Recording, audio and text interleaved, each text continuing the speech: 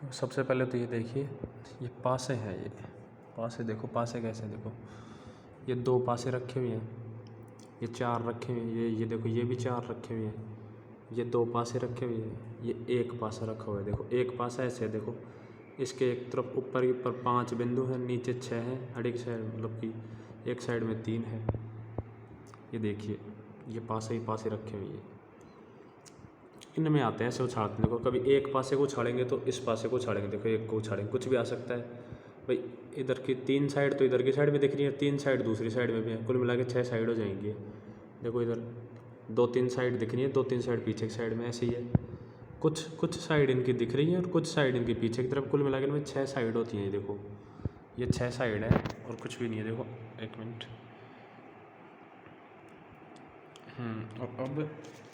अब देखिए, ये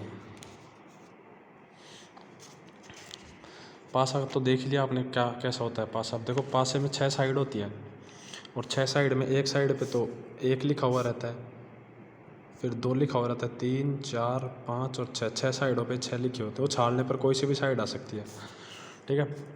देखिए एक पासे के लिए कुल संभावित पृष्ठ कैसे निकालेंगे भाई। एक पासे को छाड़ने पर मैक्सिमम कितनी आ सकती है, देखो पता नहीं, कुछ भी आ सकता है, 1 भी आ सकता है, 2 भी आ सकता है, 3 भी आ सकता है, 4 भी, 5 भी, 6 भी, क्योंकि उसमें 6 पृष्ठ है, इसलिए देखो 6 मान लिया, 6 आएंगी, मान के लिए 6 आएंगी। यदि 2 पासों को, देखो 2 पासों को एक साथ उछालने पर कुल संभावित जो उसके जो कुछ भी मान लो, ऐसे कुल संभावित उसके मान कितने होंगे, टोटल कितने होंगे, कुल मिला के टोटल कितने आ सकते हैं। देखो कुल होंगे 6 का स्क्वायर करेंगे, और 3 पासों के लिए 6 का क्यूब। देखो 3 के लिए, 3 पासों के लिए 6 का क्यूब, लेकिन 6 क्यों, 6 इसलिए क्योंकि उसमें टोटल 6 पृष्ठ, इसलिए 6, और 2 पास हैं तो 6 का स्क्वायर, 36 टोटल मान आएंगे। देखो अब देखो 6 पासों को उछालने पर देखो क्या हो सकता है, यदि 2 पासों को एक साथ उछालेंगे, देखो पहले पासे पे 1 आ सकता है, दूसरे पे भी 1 आ सकता है, अपने को थोड़ी पता है, कुछ भी आ सकता है। देखो ऐसे यूँ लिखते हैं 60 को, देखो फिर दूसरे पे फिर दोबारा उछाला, मान लो कि दोबारा उछालेंगे तो मान लो 1 पे ये आ सकता है, ये भी आ सकता है। दोबारा उछालने की जरूरत, एक बार उछालने की बात है भाई, अपन को थोड़ी पता है क्या आ सकता है भाई। एक बार उछालेंगे ना अपन, तो अपने को नहीं पता क्या आएगा इनमें से। देखो ये भी हो सकता है पहले पे 1 आए, दोबारा 1 आए, पहले 1 दूसरे पे 2 आ जाए, पहले पे 1 आ जाए, तीसरे पे 3, 1 4, 1 5, 1 6, ऐसे ही देखो 2 1, पहले वाले पासे पे 2 आ जाए, दूसरे पे 1 आ जाए, 2 2, 2 3, 2 4, 2 5, 2 6, ऐसे ही 3 1, 3 2, 3 3 और 3 4, 3 5, 3 6, ये 4 1, 4 2, 4 3, 4 4, 4 5, 4 6, देखो 5 1, 5 2, 5 3, 5 4, 5 6, सॉरी 5 5, 5 6 और 6 1, 6 2, 6 3, 6 4, 6 5 और 6 6। देखो मेन चीज़ तो ये है इसमें, ठीक है, 2 पासों के लिए, ठीक है। और देखो अब इसमें एक चीज़ देखना, क्या चीज़ मेन है, जो इसमें जो चीज़ मेन है वो देखो कि ये देखो, ये दोनों पासों पर एक ही अंक कब कब आ रहा है इसमें। देखो दोनों पासों पर एक ही अंक, दोनों पासों पर इस पे भी एक आ रहा है, इस पे भी एक आ रहा है, ठीक है। अब दोबारा जो देखो ये सारे के सारे ऐसे मान आ रहे हैं। अब देखो फिर दोबारा इसमें देखेंगे 2 2, देखो पहले पे भी 2, दूसरे पे भी 2, देखो तीसरे पे भी 3, इस पे भी 3, 4 4, 5 5 और 6 6, बस ये चीज़ें देखो, और बाकी सारे ऐसे मान हैं। अब इसी हिसाब से ये देखो 3 पासों के लिए कुल संभावित मान कितने हो सकते हैं, 6 की पावर में 3 होंगे, यानी 216 वैल्यू हो सकती है। देखो ये तो टोटल कितनी है, ये तो 36 वैल्यू है, इनमें से जो भी कोई मान आएगा 36 में से आएगा, लेकिन इसमें से जो भी कोई वैल्यू आएगी वो आएगी 216 में से। देखो 216 तो लिख नहीं सकते, लेकिन मैं से जो मोटी मोटी चीज़ बता दूँ जो ध्यान रखने लायक है, वो देखो क्या है। देखो ऐसे आएंगे, पहले पे 1 आ जाए, दूसरे पे 1 आ जाए, तीसरे पे, देखो पहले पे 1 आ जाए, दूसरे पे 1 आ जाए, तीसरे पे 2 आ जाए, ऐसे 1 1 3, 1 1 4, 1 1 5, 1 1 6, फिर देखो 1 2 1, 1 3 1, 1 4 1, 1 5 1 1, मतलब ऐसे बहुत सारे आ जाएंगे, और उनसे मतलब नहीं अपने को। देखो इतने सारे ना तो अपन को याद रखने, ना अपन याद रख सकते हैं, ना ऐसे सवाल आएंगे इसमें। देखो जो 3 पासे वाला है, 3 पासे वाला मुश्किल से, देखो मैं बताऊँ 2 सवाल आते हैं बस, 2 सवाल वो क्या आएंगे जो और खींच मार के। देखो वो सवाल ये हैं कि देखो इनमें जैसे मैंने बताया था, इसमें 1 1 है, 2 2 है, 3 3 है, 4 4 है, 5 5 है, इसमें देखो ये फिक्स है। देखो इसमें देखो कहीं ना कहीं 1 1 1 आएगा, शुरुआत में आ रहा है 1 1, इसमें कहीं ना कहीं जाएंगे तो 2 2 2 भी आएगा, कहीं ना कहीं 3 3 3 भी आएगा, कहीं ना कहीं 4 4 भी, कहीं ना कहीं 5 5 और कहीं ना 6 6। बस इस 216 वाले में एक यही चीज़ ध्यान रखनी है बस। और ये सब कुछ भी ध्यान नहीं रखना, ये मान लो ये सब बकवास चीज़ें, इतने ही सवाल आएंगे देखो जितने अपन कर सकते हैं, ये कुछ भी नहीं है, बकवास काम है बस। इस चीज़ को ध्यान रखना कि इसमें 1 1 1 भी आएगा कभी, 2 2 2 भी आएगा कभी, 3 3 3 भी, 4 4 4, 5 5 5, 6 6 6। और इसकी कुल जो टोटल जो इसकी पृष्ठ बन रही है वो 216 बन रही है, ये मान लो बस। अब देखो इसमें मैं आपको बता दूं कि एक सवाल था प्रायिकता के लिए, आपने बता रखा है 106 सवाल है, कोई 106 नंबर का सवाल है देखो। और सवाल देखो क्या कह रहा है, देखो सवाल क्या कह रहा है, सवाल देखो, सवाल यूँ कह रहा है कि 3 पासों को एक साथ उछाला जाता है, पासों पर एक जैसे अंक आने की प्रायिकता क्या होगी। भाई 3 पासों को एक साथ उछाला जाता है, देखो मैं एक चीज़ बता दूं कि ये वही तो चीज़ कह रहा है भाई, ये 3 पासे हैं देखो, देखो 3 पासे हैं, 3 पासों के लिए कुल संभावित 216 पृष्ठ हैं, और 3 पासों पर एक समान अंक आएंगे, तो एक समान अंक तो देखो 1 1 1 आएंगे बस, और 2 2 2, 3 3 3, 4 4 4, 5 5 5 और 6 6 6। देखो और किसी पे भी एक समान नहीं होंगे, किसी में 1 1 2 हो रहा है, किसी में 1 1 3, किसी में 1 4 1 1 5 1, मतलब ये समान सिर्फ यही आएंगे, 1 1 1, 2 2 2, 3 3 3, 4 4 4 5। देखो कितने हैं टोटल, 1 2 3 4 5 और 6, देखो 6 है टोटल, ये 6 किस में से हैं, 216 में से। देखो यानी कि इसका उत्तर आ जाएगा, देखो 6 पृष्ठ बनेंगे ऐसे जिसमें एक समान अंक आएंगे, और 6 किस में से है, 216 में से। अब ये काट लेंगे, इसकी प्रायिकता आ जाएगी 1/36, बस ये इसकी प्रायिकता, ये इसका आंसर है, ठीक है। और इसमें देखो एक चीज़ और है, चलो छोड़ो अब अगला सवाल देखते हैं। हाँ ये एक सवाल ऐसे देखो, इसमें टेढ़ा लिखा हुआ है, इसको देखने की कोशिश करें एक बारी। भाई 3 पासों को एक साथ फेंकने पर तीनों पर सम अंक आने की प्रायिकता क्या होगी। देखो एक चीज़ मैं आपको इसमें दिखा दूँ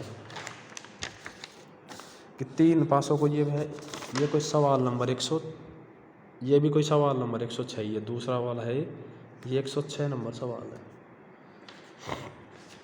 अब ये 106 नंबर सवाल है, इसमें यह कह रहा है कि 3 पासों को फेंक दिया, और 3 पासों को फेंकने पर, एक साथ फेंकने पर तीनों पर सम संख्या आने की प्रायिकता, तीनों पर सम अंक। देखो तीनों पर तो ये तो 1 1 1 ये तो विषम है, ठीक है, तीनों पर सम ये आएगा 2 2 2, ये सम है, ठीक है, ये 1 3 3 3 ये भी सम है, ये नहीं आएगा, 4 4 4 ये सम है, और 6 6 6 ये भी सम है। मतलब कितनी पृष्ठ होगी, एक सॉरी ये तो नहीं होगी, ये 2, एक तो ये वाली, एक ये और एक, कुल मिला के 1 2 और 3 होगी, मतलब कि 3 आएगा इसका, और 3 किस में से, 216 में से। तो ये कट के कितना आ जाएगा, 1/76, सो 1/76 नहीं है, 3 7 21, 3 दूनी 6, 1/72 आंसर है। और ये अपने को ऐसे भी कह सकता है भाई तीनों पे विषम अंक आने की प्रायिकता क्या होगी, तो तीनों पे विषम भी 3 में ही आएगा, मतलब कि 1 1 1, 3 3 3, 5 5 5 पे ही तो आएगा तीनों पे, यानी 216, वो भी 1/72 आएगा इसका आंसर भी। क्योंकि इसमें मैं एक चीज़ समझाना चाह रहा हूँ आपको, यदि ऐसा कोई सवाल आ जाएगा ना, तो अपन यदि मान लो ऑप्शन भी देखेंगे कई अपन, तो ऑप्शन में भी अपन को देखो क्या चेक करना है कि जैसे कोई नीचे वाला, जैसे बटा में 216 तो आएगा, जैसे 3 पासों के लिए कह देगा अपन को, 3 पासों के लिए, 3 पासों के लिए तो वही 6 की पावर 3, 216 तो बटा में आएगा ये 216, और ऊपर कुछ भी आ सकता है, ऊपर 2 भी आ सकता है, ऊपर 3 भी आ सकता है, ऊपर 4 भी आ सकता है, ऊपर 5 कुछ भी आ सकता है। तो अपने को एक चीज़ ध्यान रखनी है, जो नीचे वाला है ना, जो कुछ भी आएगा वो 216 से डिवाइड हो जाना चाहिए, मतलब नीचे वाला जो है ना वो 216 का गुणा जो होना चाहिए, और सीधा ऑप्शन में देखते हुए उसको आंसर कर देंगे, बस ये ध्यान रखना है। जैसे ये ऑप्शन है, ये सवाल है देखो, इसमें पहला ऑप्शन है 1/72, दूसरा 1/38, तीसरा 1/218, और चौथा है 3/218। देखो 3 पासों को फेंकने पर कुल तो 216 ही होती हैं, तो तीसरा और चौथा तो वैसे ही गलत हो गया, और पहले और दूसरे में देखने में पता चलता है भाई जो दूसरा है 1/38 है, तो 38 216 का गुणज है ही नहीं, तो ये वैसे ही गलत हो गया, तो सिर्फ बचा 1/72, तो ये अपने आप से हो जाएगा। अब ऐसे इसमें देखो, पहला ऑप्शन 1/36, दूसरा 1/16, तीसरा 36/78 और चौथा 1/36। इसमें देखने पर जो नीचा वाला है ना, नीचे वाला सिर्फ एक 36 ही है जो 216 गुना जो, तो इसको सीधा ही उत्तर कर देंगे, पहला ऑप्शन हो जाएगा सही। ऐसे भी देख सकते हैं सीधा डायरेक्ट ऑप्शन से। अब देखो एक सवाल दे रखा है इसने कि दो पासों को एक साथ फेंकने पर कम से कम एक पासे पर 5 अंक आने की क्या प्रायिकता होगी। कम से कम एक पासे पर 5 अंक आने की प्रायिकता क्या होगी। देखो मैं एक चीज़ बताऊँ आपको, देखो इस चीज़ को तो देखो आप, देखो जो 3 पासे वाला है ना, इसमें तो सिर्फ यही सवाल पूछेगा, ये 2 सवाल है ना, इन 2 सवालों को रट लो जो मैंने बताया भाई, ये 1 1 1 2 2 2 3 3 3 4 4 4 5 5 5 6 6 भैया, तो यह पूछेगा कि तीनों पर समान अंक आने की प्रायिकता क्या होगी, या फिर तीनों पर सम अंक आने की प्रायिकता क्या होगी, तीनों पर विषम अंक आने की प्रायिकता होगी। वो तीनों मैंने बता दिया आपको। अब देखो दो पासों के लिए क्या है, देखो 2 पासों के लिए टोटल प्रश्न पड़ेंगे 36। ये कह रहा है, ये सवाल कह रहा है, सवाल नंबर है ये 110 है, सवाल नंबर 110 यूँ करना था, 2 पासों को एक साथ फेंकने पर कम से कम एक पासे पर 5 अंक आने चाहिए। देखो ये कह रहा है कम से कम एक पासे पर 5 अंक आना चाहिए। देखो तो कम से कम, देखो इस पे आ रहा है 5 अंक, नहीं आ रहा, इस पे भी नहीं आ रहा, इसमें भी नहीं आ रहा, इसमें भी नहीं आ रहा, इसमें आ रहा है, हाँ देखो इसमें एक, पहले पे तो 1 आ रहा है, इसमें 5 आ रहा है, मतलब कम से कम तो इस पे 5 आ ही गया, ठीक है, इस पे नहीं आ रहा। ऐसे इन चारों में भी नहीं आएगा, इसमें आएगा, देखो इसमें एक, कम से कम एक में 5 आ गया, इसमें नहीं आ रहा, ऐसे सब में नहीं आएगा, ऐसे देखो इसमें भी आएगा, इसमें भी आएगा, ठीक है, इसमें तो है ही, और इसमें भी आएगा। और देखो कम से कम देखने पर देखो इसमें 5, एक में भी 5 आ रहा है, कम से कम एक इसमें भी आ रहा है, इसमें भी, इसमें भी, इसमें भी और इसमें भी। देखो एक बार गिनती करेंगे, 1 2 3 4 5 और 6, एक ये 7 8 9 10 और 11। देखो 11 बार आ रहा है कम से कम एक अंक, यानी 5, एक अंक दो बार उछालने पर तो 11 बार आ रहा है। देखो 11 और 11 आएगा किस में से, 36 में से। तो बस ये आंसर हो जाएगा, प्रायिकता होती है भाई 11 आ रहा है, किस में से आएगा, 36 में से, बस बात खत्म। ऐसे ही देखो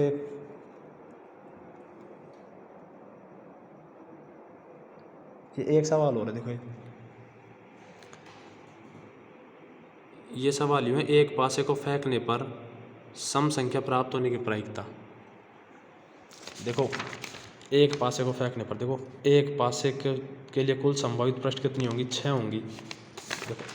देखो एक पासे पर 1 भी आ सकता है, 2 भी आ सकता है, 3 भी, 4 भी, 5 भी और 6 भी। ये यूँ कह रहा है इस एक पासे पर सम अंक आने की प्रायिकता। देखो सम अंक तो देखो 2 भी आ सकता है, 4 भी आ सकता है और 6 भी आ सकता है। तो कितना होगा, 1 2 और 3 आएंगे किस में से, 6 में से। 6 पर टोटल 6 है ये, तो 1/2 इसकी प्रायिकता होगी।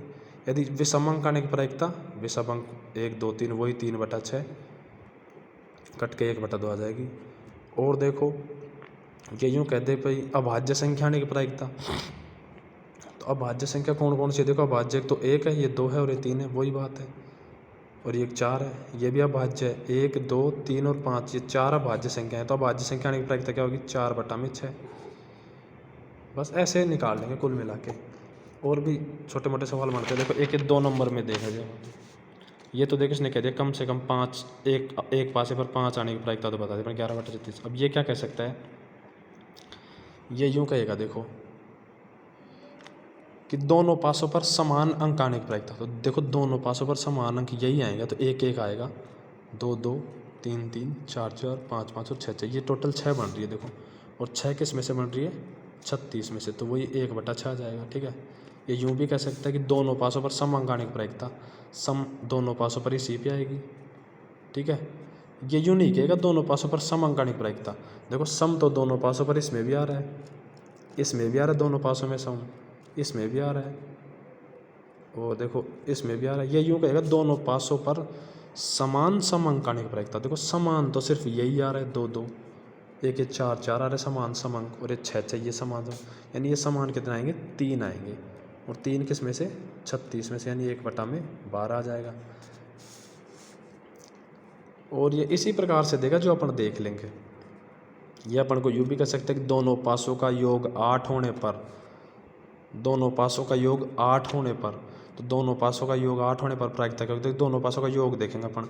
इसमें एक एक योग 8 नहीं हो रहा, 1 2 ये भी नहीं हो रहा, 1 3 नहीं हो रहा, 1 4 नहीं हो रहा, 1 5 1 6 नहीं हो रहा, बिल्कुल नहीं हो रहा।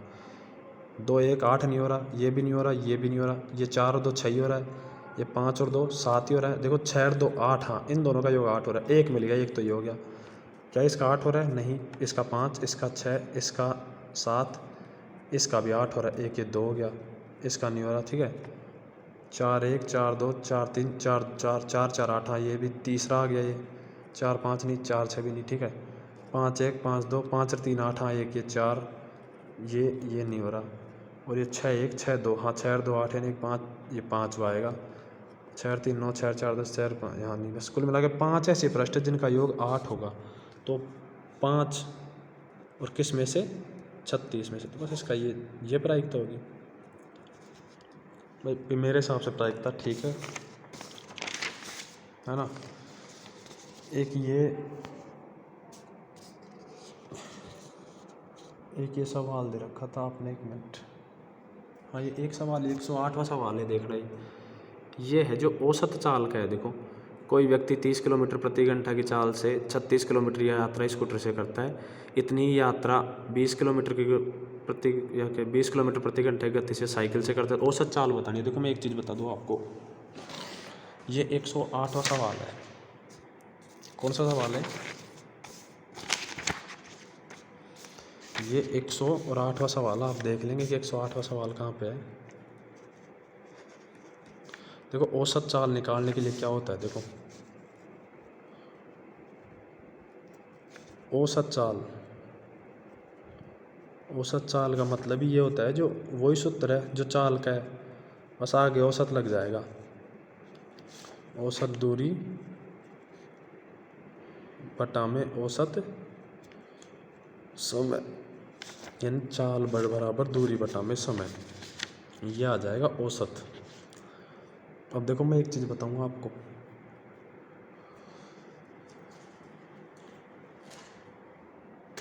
ये देखिए, देखो मोटे मोटे अक्षरों में लिख रखा है, यदि दूरी समान हो तो। देखो ये ए से लेके ये बी तक ये दूरी समान है, ये डी दूरी है। देखो ये यहाँ से लेके यहाँ तक डी दूरी है। देखो अब ए तो एक्स तो इधर चल रहा है, देखो नहीं ए तो इधर जा रहा है एक्स किलोमीटर प्रति घंटा की चाल से, और वाई बी है जो इधर जा रहा है वाई किलोमीटर प्रति घंटा की चाल से। तो देखो समय ए के लिए समय कितना होगा? ए के लिए समय होगा T1। T1 समय का मतलब है कि दूरी बटा में चाल, तो दूरी तो डी है और ये बटा में एक्स आ गया चाल। और T2 समय कितना लगेगा? दूरी डी है और ये वाई है, ये T2 है और ये T2 कितना आएगा? डी बटा में वाई, है ना।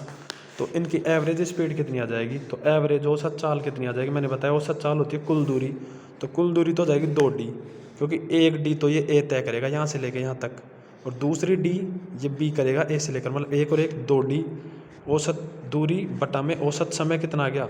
औसत वो कुल समय देखो पहला समय तो T1 है, डी बटा में एक्स, और दूसरा है डी बटा में वाई। समझ रहे हो ना? तो बस अब इनको लघुत्तम लेंगे, ये इधर एक्स वाई लघुत्तम आएगा, एक्स वाई लघुत्तम लेके ये इधर डी एक्स प्लस में डी वाई आएगा, यहाँ से डी कॉमन ले लेंगे और ये जो एक्स वाई है ये ऊपर चला जाएगा, डी से डी कट जाएगा। अब डी से डी कटने के इसको सोल्व कर लेंगे ना, तो सोल्व करने के बाद में आएगा 2 XY बटा में एक्स प्लस में वाई। मतलब कि यदि समान दूरी हो और 2 चाल दे रखी हो, तो उनके लिए औसत चाल निकालने का सूत्र है 2XY बटा में एक्स प्लस में वाई। देखो 2 के लिए यदि 2 चाल दे रखी हो तो औसत चाल कैसे निकालेंगे? देखो 2XY बटा में एक्स प्लस में वाई, ये 2 चाल दे रखी हो तब है औसत चाल निकालने का सूत्र, यदि दूरी समान हो। मेन चीज़ ये, यदि दूरी समान हो। अब देखो 3 के लिए देखते अपन,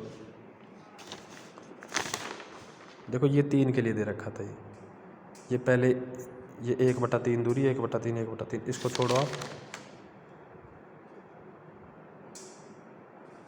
हाँ, यदि ऐसे ही 3 के लिए हो, देखो ये तो 2 चालों के लिए था और दूरी समान थी इसमें।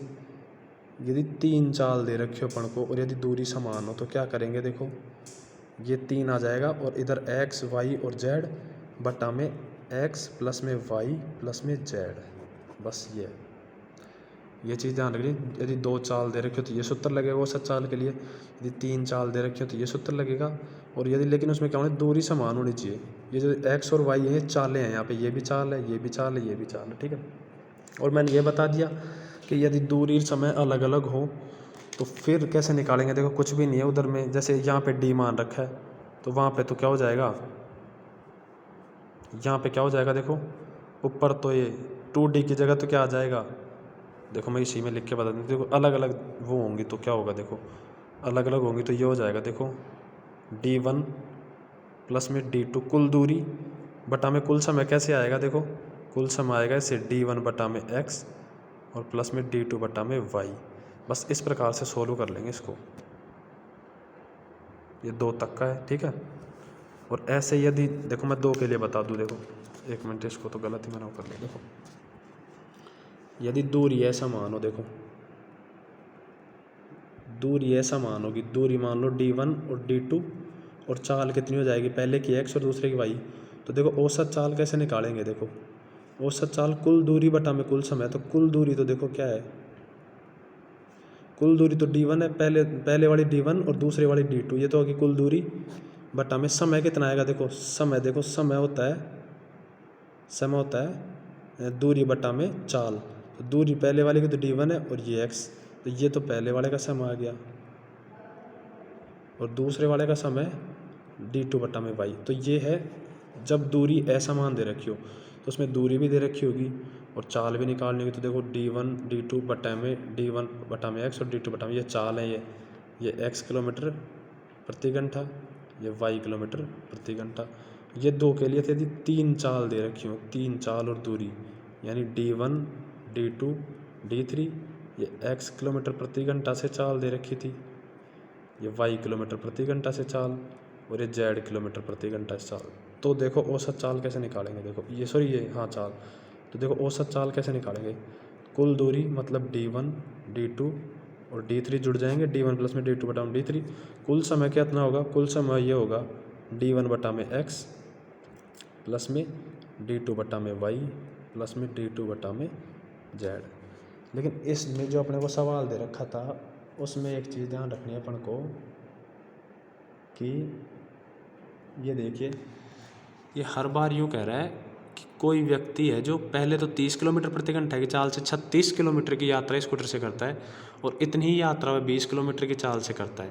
तो औसत चाल बतानी, देखो उसने दूरी तो दे रखी है लेकिन दूरी क्या है, समान है, दोनों साइड दोनों बार ही 36 किलोमीटर की दूरी समान तय कर रहा है। तो देखो औसत चाल कैसे निकालेंगे, मैं एक चीज़ बता दूँ आपको। देखो औसत चाल निकालने का मैंने बताया था कि दो दे रखी हूँ, 2 चाल, तो 2xy बटा में x प्लस में y। अब मैं एक चीज़ बता दूँ आपको कि पहली वाली चाल तो दे रखी इसने 30 किलोमीटर प्रति घंटा और दूसरी वाली चाल दे रखी इसने, देखो पहली वाली चाल दे रखी है ये और दूसरी वाली दे रखी है ये 20 किलोमीटर प्रति घंटा। तो देखो 2x की वैल्यू है 30, y की वैल्यू है 20 और x प्लस y दोनों को जोड़ेंगे तो आएगा 50। 1 0 से 1 0 कट गए और 5 छंगा 30 यानी 6 दूनी 12 और 12 दूना ये 24 किलोमीटर प्रति घंटा है जिसकी औसत चाल आ जाएगी। देखो अब मैं एक चीज़ बता दूँ आपको कि ये चीज़ तो है समान दूरी के लिए। एक बार ये मान लो कि असमान दूरी के लिए कैसे निकालेंगे औसत चाल। देखो ये मान लो कि पहली चाल ये दे रखी है और दूसरी चाल ये दे रखी है, ठीक है। और ये भी 36 किलोमीटर की दूरी तय कर रहा था और ये भी 36 किलोमीटर की दूरी तय कर रहा था। तो अपन मान लेते हैं कि दोनों ने जो ये एक बार ये मान लो कि दोनों अलग अलग है, ये 36 अलग है और ये 36 अलग है। देखो ये मैं समझाने के लिए बता रहा हूँ भाई, और किसी में तो क्या होगा, कभी ये 36 होगा तो ये 24 दे रखा होगा, ये 40 दे रखा होगा। लेकिन एक बार ये मान लो, क्योंकि मैं इस क्वेश्चन वेरीफाई भी कर दूंगा, ये मान लो कि दोनों अलग अलग दूरी, ये भी 36 तय कर रहा है, ये भी 36। देखो कुल दूरी कितनी आ जाएगी, कुल दूरी तो आएगी 36 बटा में 36 और समय कितना आएगा, समय होता है दूरी बटा में चाल यानी ये 30 और प्लस में 36 बटा में 20। ये तो T1 है, ये T2 है। T यानी टाइम 1 और टाइम 2, ये अलग अलग चाल अलग अलग दूरी मान रहे हैं। तो देखो 36 दूना कितना आ जाएगा, 72, और नीचे लघुत्तम कितना आएगा, ये 60 लघुत्तम आ गया। 30 और 20 का, 30 और 20 का 60 लघुत्तम आया, तो 3 दूनी 6, यानी 36 गुणा में 2 और प्लस में 36 गुणा में 3, और ये 60 ऊपर जाएगा, मतलब कि 72 गुणा में 60 बटा में इसको जोड़ेंगे, ये इतना आएगा 36 दूना 72 और गुणा में 36 दिया 100, और ये कितना आएगा 108।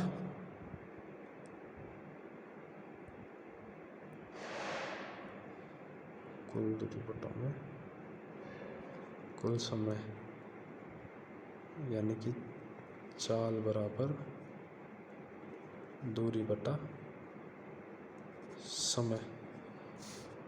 हाँ मतलब कि 36 दूना 72, ये कुल दूरी और कुल समय यहाँ से लिया।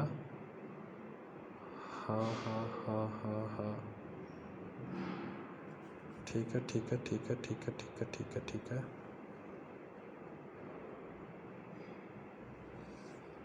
तो ये यहाँ से वही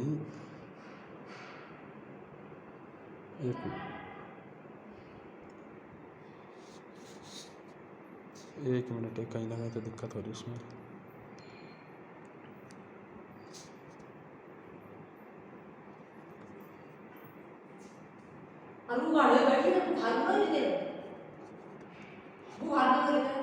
ना ना कौन आर्च में थोड़ी देर रुक जा,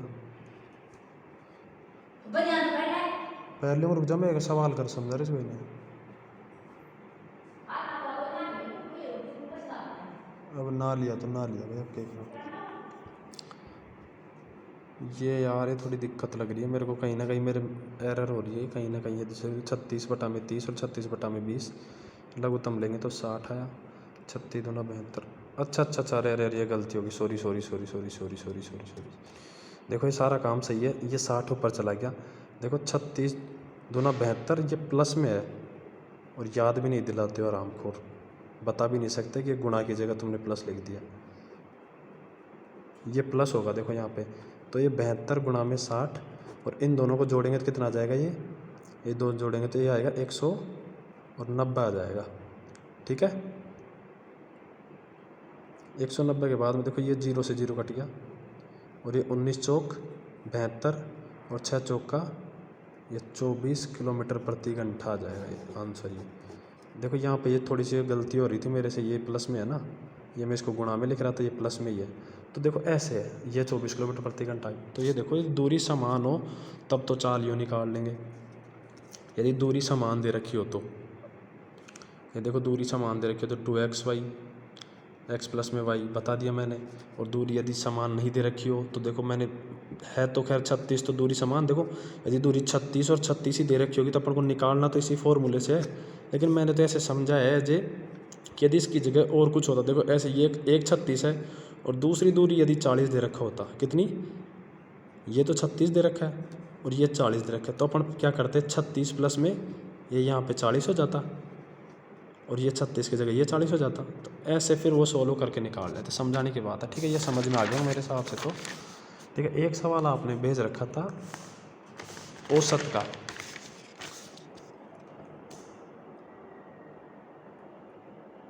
ये कि औसत का सवाल भेज रखा था। देखो ये भाई, एक वर्ग के 15 लड़कों की औसत आयु 11 वर्ष और 3 महीने है।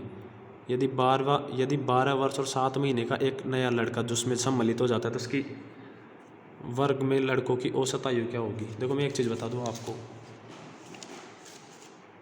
कि देखो इसने 15 लड़कों की औसत आयु दे रखी है, एक वर्ग के 15 लड़कों की औसत आयु दे रखी है इसने 11 वर्ष और 3 महीना। इसका मतलब क्या हुआ पता है, इसका मतलब ये हुआ कि देखो अपन को नहीं पता भाई, किसी की उम्र 10 साल भी हो सकती है, किसी की 12 भी हो सकती है, किसी की 13 भी हो सकती है, कुछ भी हो सकती है। लेकिन जब औसत की बात आ गई तो औसत का मतलब है कि यार 15 लड़के हैं ना, जिनमें सबकी आयु अपन ये मान लेते सबकी आयु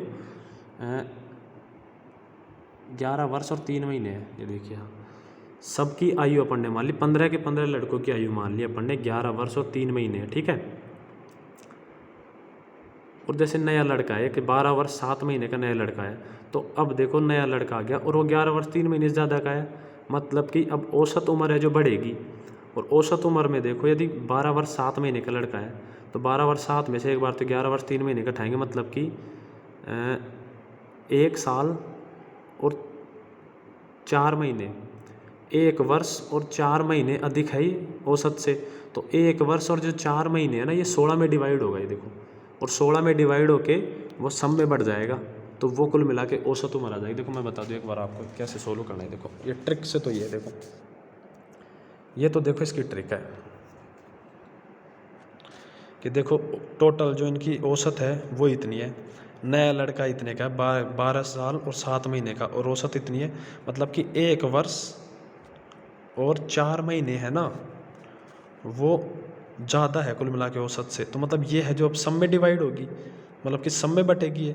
1 वर्ष और 4 महीने का मतलब है कि 1 वर्ष का मतलब 12 महीने और 4 महीने, 12 और 4 16 महीने, मतलब कि 16 महीने, समझ रहे हो ना, मतलब कि 16 महीने। अब 16 में ही डिवाइड हो क्योंकि अब 16 जने हो गए, मतलब 16 बटा में 16, मतलब एक एक महीना सबकी औसत उम्र बढ़ गई। ये नया 12 साल का और 12 साल और 7 महीने का आने से। अब पहले औसत उम्र कितनी थी सबकी, 11 वर्ष 3 महीने, अब 16 की कितनी हो गई उम्र, 11 वर्ष 4 महीने। देखो, और 11 वर्ष यानी कि 11 वर्ष का मतलब है, देखो यहाँ पे लिखते हैं, देखो 11 वर्ष और 4 महीने का मतलब है कि 11 सही 4 बटा में 12।